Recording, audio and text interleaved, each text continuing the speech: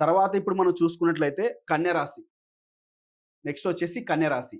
కన్య రాశి కానీ, కన్య లగ్నం గాని. సో, కన్య రాశికి, కన్య లగ్నానికి కేతువు వ్యయంలోకెళ్ళిపోతున్నాడు. సో, కేతు వ్యయంలోకెళ్ళిపోవడం అనేది చాలా మంచిదనమాట. ఏ రాశికైనా, ఏ లగ్నానికైనా కేతు 12లో ఉండడం అనేది చాలా మంచిది. ఓకేనా? కేతు 12లోకెళ్ళిపోతున్నాడు. అలాగే గురువు వచ్చేసి 10వ స్థానంలో ఉంటున్నాడు. సో, వీళ్ళకి గురువు బాగా మంచి పని జేస్తాడు. అలాగే కేతు పనిజేస్తాడు. ఎందుకంటే గోచారం ప్రకారం నేను చెప్తున్నా. ఈ గోచార ఫలితాలు ఎప్పటికైనా గానీ మనకు 30% కంటే ఎక్కువ రావు. సో, మీకు ఒరిజినల్ జాతకం మీకు ఖచ్చితంగా కావాలి. ఒరిజినల్ జాతకం తెలుసుకోవాలనుకుంటే మీరు కన్సల్ట్ అవ్వచ్చు. అందులో ఏందంటే దాని ప్రకారం అంటే మీకు అంతర్దశ ఏం నడుస్తుంది? మీ ఒరిజినల్ చార్ట్ ఎలా ఉంది? దాన్ని చూసినట్లయితే మనం మొత్తం ఒక 95% చెప్పొచ్చనమాట. ఎట్లా మనం వేదిక్ చూస్తాను. అలాగే తర్వాత కేపీ ఆస్ట్రాలజీ కూడా చూస్తాను. తర్వాత వెస్టర్న్ గూడా అంటే డిగ్రీస్ ఎలా ఫార్మ్ అయినాయి. సో, ఈ విధంగా చూసి మనకు దశ, అంతర్దశ ఏం నడుస్తున్నాయి దాన్ని బట్టి అక్యురేట్‌గా 95% వరకు మనం రిజల్ట్ ఇవ్వచ్చు. సో, ప్రెజెంట్ ఇది గోచారము 30% కాబట్టి ఇక్కడ మన గోచార ప్రకారం చూసుకున్నట్లయితే కేతువు బానే ఇప్పుడు సపోజ్ ఇప్పుడు మోక్షకారకుడు గదా కేతువు. సో, ఈ లగ్నం వాళ్ళు గాని, ఈ రాశి వాళ్ళు గాని ఇప్పుడు భక్తి పరంగా బాగా పనిచేస్తది. ఇప్పుడు ఇప్పుడు ఇవాళ కాశీకెళ్ళాలి. కాశీకెళ్ళేసి వాళ్ళు మామూలుగా అక్కడ దేవునికి సంబంధించిన పూజలు చేసుకోవాలి. మెడిటేషన్ చేసుకోవాలి. తర్వాత దేవునిలో ఐక్యం అవ్వాలనుకున్నప్పుడు ఇది బాగా పనిచేస్తది. మెడిటేషన్‌కి బాగా పనిచేస్తది ఈ టైంలో.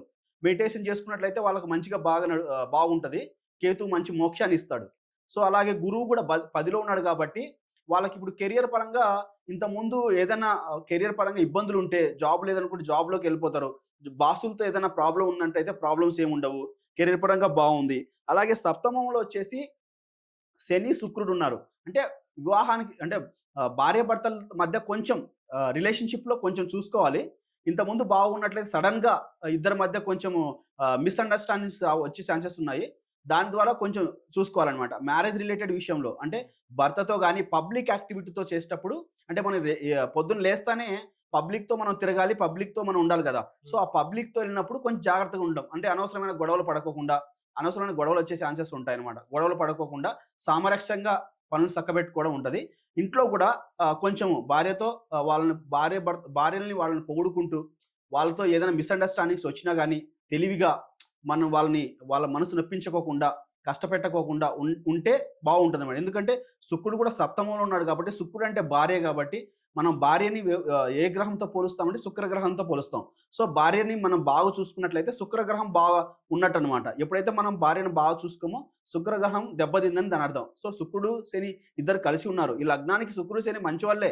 కానీ సప్తమంలో ఉన్నప్పుడు కొంచెం డిఫరెన్సెస్‌ని ఇస్తారనమాట. సో, ఇదనమాట. హెల్త్ పరంగా ఓకే. హెల్త్ పరంగా బావుంది. పబ్లిక్ యాక్టివిటీతో గాని, ఇంట్లో గాని కొంచెం జాగ్రత్తగా ఉండాల. కెరియర్ పరంగా ఓకే.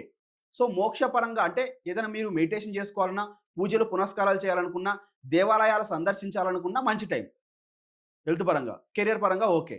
పబ్లిక్‌తో కొంచెం చూసుకోవాలి. అది.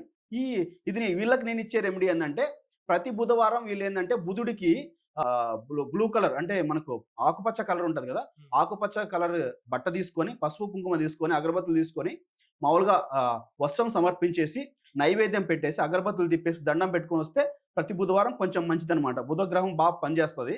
సో, అది చేసుకోవాలి. ఇక్కడ ఎందుకు చెప్తున్నానంటే 8థ్ హౌస్‌లో బుధుడు లగ్నాధిపతి 8థ్‌లోకెళ్ళిపోతాడు. లగ్నాధిపతి ఆరోగ్యం కూడా ఇక్కడ లగ్నాధిపతి రవితో కలిసి ఉన్నాడు. అది అష్టమంలో ఉన్నాడు కాబట్టి కొంచెం ఇప్పుడు ఇంతకుముందు హెల్త్ ప్రాబ్లమ్ ఉన్న వాళ్ళకి కొంచెం సివియర్‌గా అయ్యే ఛాన్సెస్ ఉంటాయి. అది చూసుకోవాలి. సో, దీని ద్వారా ఏం చేయాలంటే బుధగ్రహానికి ప్రతి బుధవారం పూజ చేసుకోవాలి. అలాగే ప్రతిరోజు సూర్య నమస్కారం చేసుకోవాలి. ఎందుకంటే లగ్నాధిపతి అష్టమంలో ఉన్నప్పుడు కొంచెం ప్రాబ్లమ్ ఇస్తది హెల్త్ పరంగా. అదే అదే లగ్నం అంటే మనమే గదా! మన బాడీ, మన శరీరం, మన హెల్త్ ఇదంతా. సో, కాబట్టి బుధగ్రహానికి, రవిగ్రహానికి చేసుకోవాలి. బుధుడు రవితో కలిసినప్పుడు ఆరోగ్యం దెబ్బతినే ఛాన్స్ ఉంటాయి. ఎందుకంటే రవిగ్రహం ఆరోగ్య ప్రదాత కాబట్టి ఆరోగ్యం దెబ్బతినే ఛాన్సెస్ ఉంటాయి. సో, కాబట్టి ఆ రవిగ్రహానికి బాగా అంటే ప్రతిరోజు స్నానం చేశాక ఓం నమఃశివాయ సూర్యనారాయణాయ నమః. ఓం నమఃశివాయ సూర్యనారాయణాయ నమః అనే మంత్రాన్ని 9 సార్లు అనుకొని వాటర్ అర్ఘ్యం ఇవ్వాలి సూర్యుడికి. సో, అలా చేసినట్లయితే హెల్త్ పరంగా బావుంటది. అలాగే తర్వాత లగ్నాధిపతి అక్కడ ఉన్నాడు కాబట్టి సడెన్‌గా ఏదైనా చెడు జరక్కోకుండా మనం ఆపవచ్చు. అది కూడా ఏందంటే ప్రతి బుధవారము బుధుడికి సంబంధించింది చేసుకోవాలనమాట. బుధగ్రహానికి సంబంధించి చేస్తే రెమెడీ సింపుల్ రెమెడీ సూర్య నమస్కారం బుధగ్రహానికి చేసుకుంటే సింపుల్ రెమెడీ. రిమైనింగ్ అంతా ఓకే, కెరియర్ పరంగా బాగా ఓకే. కానీ సడన్గా ఈ హెల్త్ ప్రాబ్లం విషయం